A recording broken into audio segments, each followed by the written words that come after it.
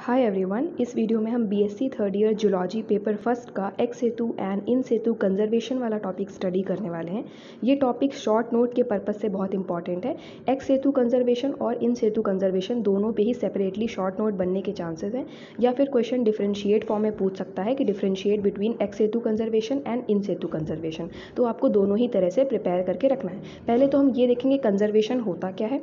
Conservation देखने के बाद हम देखेंगे इसमें दो कैटेगरी डिवाइडेड है, एक्स सेतु कंजर्वेशन और इन सेतु कंजर्वेशन। तो कंजर्वेशन एक नॉर्मल सा वर्ड है जो सभी को पता होता है। कंजर्वेशन होता है कंजर्व करके रखना, किसी चीज़ को संरक्षित रखना या प्रिजर्व करके रखना।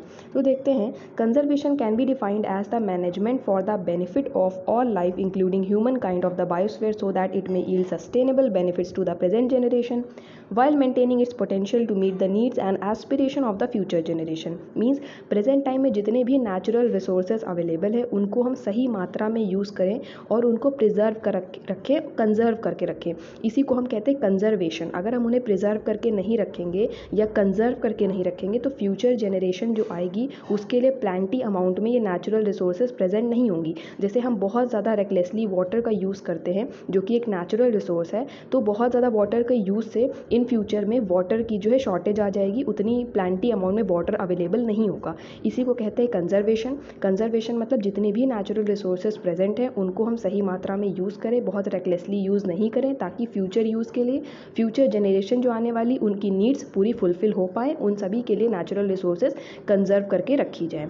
अब देखते हैं कंजर्वेशन के तीन मेन ऑब्जेक्टिव्स हैं। ऑब्जेक्टिव्स का मतलब तीन मेन इसके एम है। कंजर्वेशन हम क्यों करते हैं, क्या पर्पस होता है उसके पीछे।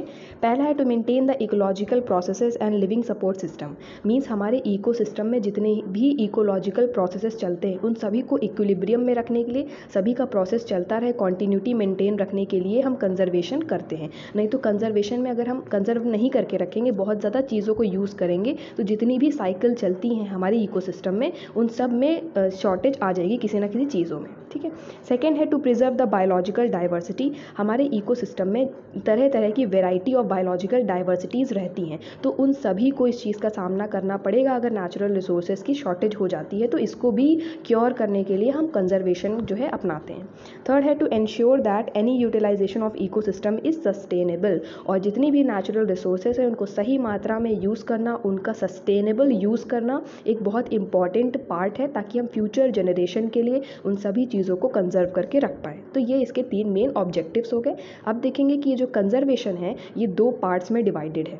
ठीक है, तो दो पार्ट में डिवाइडेड है। पहला है in situ conservation. This is the conservation of living resources within the natural ecosystem in which they occur. Means हमारे जो नेचुरल इकोसिस्टम है जिसमें मैन मेड मैनिपुलेशन कोई भी नहीं होता है, जितनी भी लिविंग और नेचुरल रिसोर्सेज प्रेजेंट है उसकी बात, उसकी कंजर्वेशन की बात इन सेतु कंजर्वेशन में की जाती है। This is an ideal system for genetic resources conservation. It includes different categories of protected areas like national parks. ये सभी चीज़ें आप सब परिचित होंगे, सभी आपने देखा होगा। नेशनल पार्क्स होते हैं, सेंचुरीज होती हैं, बायो रिजर्व्स पाए जाते हैं जहाँ पे सारे एनिमल्स को या काफ़ी चीज़ों को प्रिजर्व करके रखा जाता है। ठीक है। These area very considerably in size, design, purpose and effectiveness of management. ये जितने भी एरियाज़ हैं जो इन सेतु कंजर्वेशन के अंदर आते हैं ये साइज़ में, डिज़ाइन में, पर्पस में डिफ़र करते हैं। पर्पस में क्यों डिफ़र करते हैं, क्योंकि किन्हीं किन्हीं बायो रिजर्व्स में या अलग अलग नेशनल पार्क में, सेंचुरीज़ में अलग अलग चीज़ों को प्रिजर्व करके रखा जाता है फ्यूचर नीड्स को फुलफिल करने के लिए। फिर सेकंड देखते हैं x Setu conservation. X Setu conservation is outside the habitat of living by maintaining the population in genetic resource centres. इसमें क्या होता है, यहाँ पे नेचुरल रिसोर्सेज की बात नहीं हो रही है, यहाँ पे आउटसाइड जितने भी रिसोर्सेज होती हैं उनको मेंटेन करने की बात हो रही है। जैसे जूज हो गए, जूलॉजिकल पार्क्स हो गए, बोटानिकल गार्डन्स हो गए, कल्चर कलेक्शंस हो गए, जितने भी कल्चर्स हमने पढ़ा है, सेरीकल्चर, एपीकल्चर, इसमें से काफ़ी चीज़ें हैं जो इसमें इंक्लूड करी जाती हैं। और in the form of gene pool and germ plasm bank for seed, pollen, semen, ओवा सेल। सीड्स होती हैं, फ्लावर की सीड्स होती हैं, जो मेल पार्ट होता है फ्लावर की जिसको हम एंथर कहते हैं, तो एंथर से जो रिलीज होते हैं उन्हें हम पॉलन कहते हैं। सीमन होता है, ओवा होता है, सेल्स होते हैं। इन सब का संरक्षण करना, प्रिजर्व करके रखना जो है एक्स सेतु कंजर्वेशन के अंदर लाए करता है। तो दोनों में ही हमें कंजर्वेशन करना है, बस डिफरेंस किसमें है, पर्पस में डिफरेंस है कि किस चीज़ का कंजर्वेशन हम कर रहे हैं फ्यूचर आने वाली नीड्स के लिए। Hope you all like this video. Thank you.